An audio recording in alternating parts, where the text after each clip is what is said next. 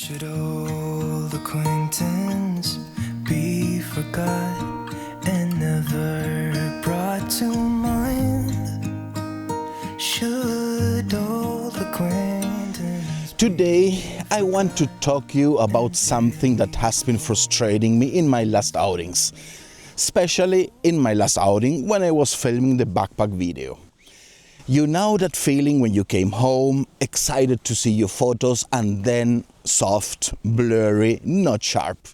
And you think, maybe my camera is failing, maybe my lens isn't good enough, maybe I'm using the wrong setup. But no, sometimes the problem is not in the gear, but in the air itself.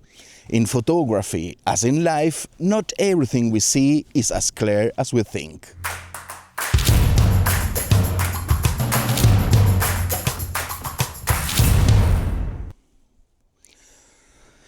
Heat refraction.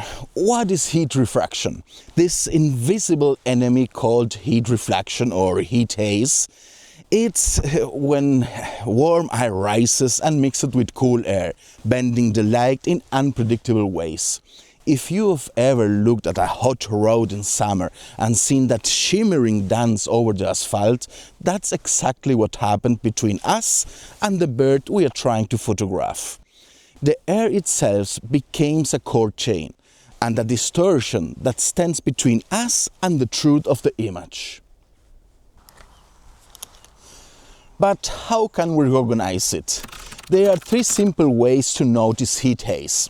First, the obvious one, you can actually see the waves rising from the ground.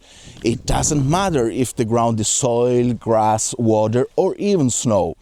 Second, your autofocus feels nervous, jittery, like it can't lock on the subject.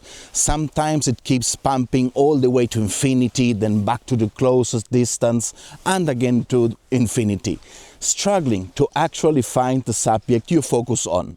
And third, everything looks perfect, but the image still comes out mysteriously soft. Even if you can't see the heat haze with your eyes, it is still there. Many times we blame the lens, we blame the camera, we blame the setup, but the truth is, it's just physics playing against us. The most common trap is open areas, meadows, fields, rocky terrains, deserts, beaches, snow, even water. Water can create this distortion just as easily as the ground, and sometimes it is even worse. And it's even worse if you use long lenses or a zoom, like the one I normally use.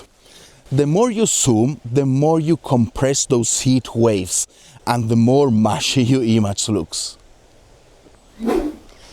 This also happens when we photograph from the car, or when we use part of the car as a support to achieve an image with less vibration.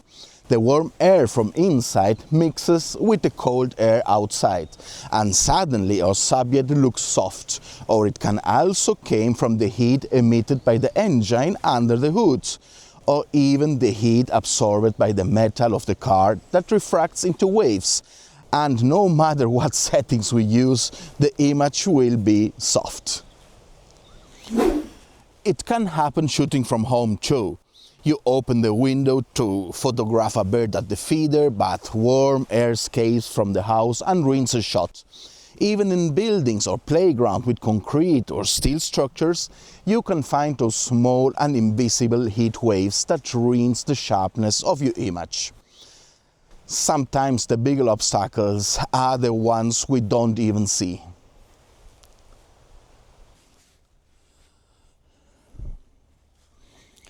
Now, here's something most people don't realize. Heat haze doesn't only happen on hot days. It can also happen in very cold weather, when your warm lens and camera meet freezing air. The difference in temperatures create tiny air currents, and if you have the lens hood attached, those currents get trapped inside, creating distortion right in front of your lens. I have tested this myself, and the result is always the same. a soft blurry image. The solution in this case is actually quite simple. Let your camera lens acclimate to the outside temperature before you shoot.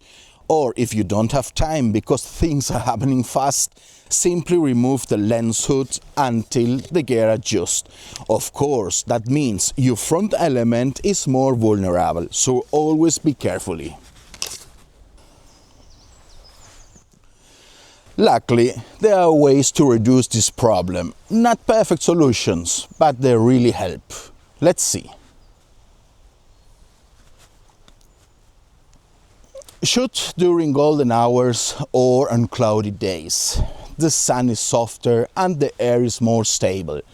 But remember, if the night was very cold and the morning starts clear with strong sunlight, that's almost guaranteed to be a difficult situation. In that case, it may be better to wait until later in the day, or maybe just use the day for a barbecue instead.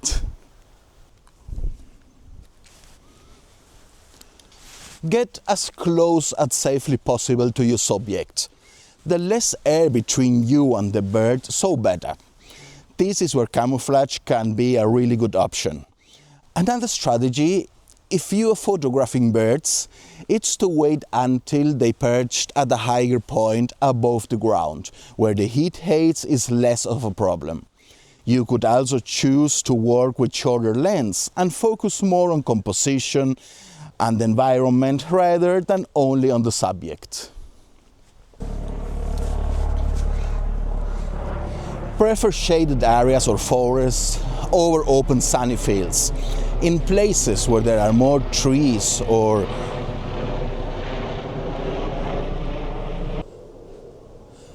Prefer shaded areas or forests over open sunny fields. In places where there are more trees or even plantations that rises a couple of meters from the ground, there is usually far less heat haze.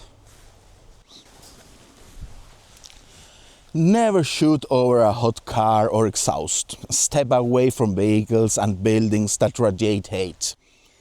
If you are inside the car, open all the windows, turn off the air conditioning or the heater, and let the interior reach the same temperature as outside. Don't rest your gear on the top of the car. Instead, use the car as a support for your back or lean against a corner. And of course, stay far away from the hood where the engine is. Let your equipment acclimate before shooting in extreme temperatures. If you're in a rush, don't use the lens hood until your gear adapts. A simple trick is to place your gear outside a little earlier while you get yourself ready to go. That way, by the time you start shooting, your equipment is already closer to the right temperature. Use burst mode and pick the sharpest frame. Heat haze moves like a wave, changing every fraction of a second. Sometimes out of 10 or 20 frames, one is surprisingly sharp than the others. Shooting in burst mode gives you more chances to find that one perfect moment when the air clears, even if it's just for a blink. Try shooting video and extracting stills. If the haze is really bad, recording in 4K, 6 or even 8K video can give you thousands of frames to choose from. Later you can extract the sharpest one. It's not a solution for every situation, but sometimes it can save the day that otherwise feels lost. Change your angle to minimize distance. It's not always about moving closer. It's also about reducing how much hot air stands between you and your subject. Lower your angle or choose a spot where less ground heat is rising in the line of sight. Sometimes just moving a few steps changes everything. Embrace the distortion creatively. There will be days when the heat haze wins, and instead of fighting it, you can use it. A bird shimmering in waves or heat can tell the story of the environment, of the burning day, of the struggle of nature itself. Imperfection can also be beauty if we allow it. Just as patience makes us better photographers, it also teaches us to wait for the right light, the right air and the right moment. So, if you ever came back with soft images and no explanation, don't blame yourself. Don't blame your gear or your setup. Maybe it was just the air, dancing between you and your subject. Heat haze is invisible, but very real. And once you understand it, you can learn to work around it.